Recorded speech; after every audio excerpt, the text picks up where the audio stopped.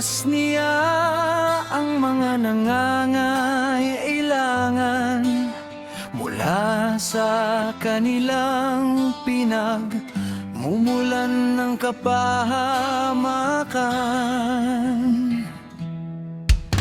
Kaya't ang dukha ay may pag-asa at ang kasamaan ay napapatahimik. Mapalad ang tao na itinutuwid ng alay.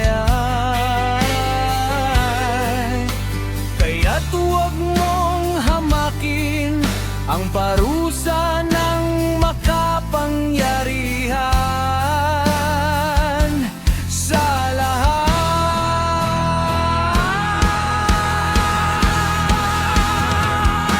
sapagkat siya ang nagbibigay ng sugat, ngunit siya rin ang nagbibigkis nito. Siya ang nananakit, ngunit ang kanyang mga kamay ay nagpapagaling din.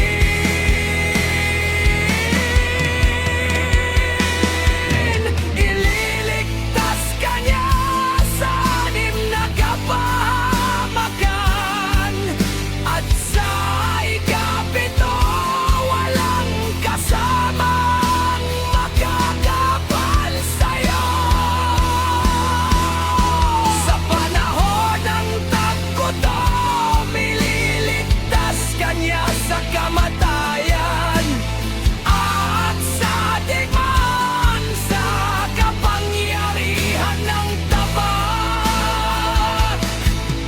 May liligtas ka sa dumudurog na pananalita, at hindi ka matatakot kapag dumating ang pagkawasak.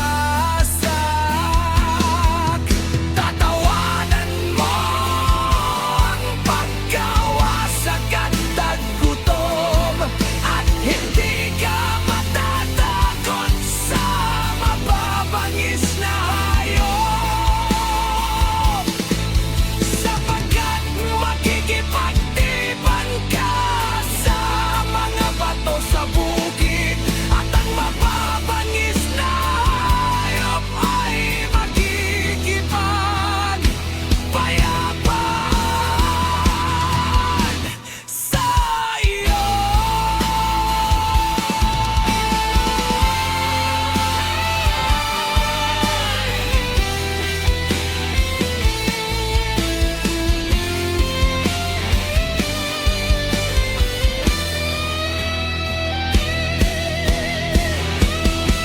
Malalaman mong ligtas ang iyong tahanan, iyong susuriin ang iyong ari-arian, at wala kang makikitang nawawala.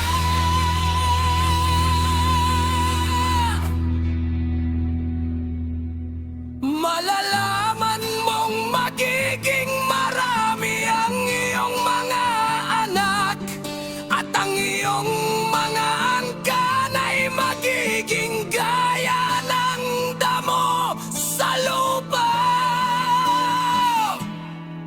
Ikaw ay pupunta sa libingan na nasa hustong gulang, gaya ng bigang pumapasok sa tamang panahon.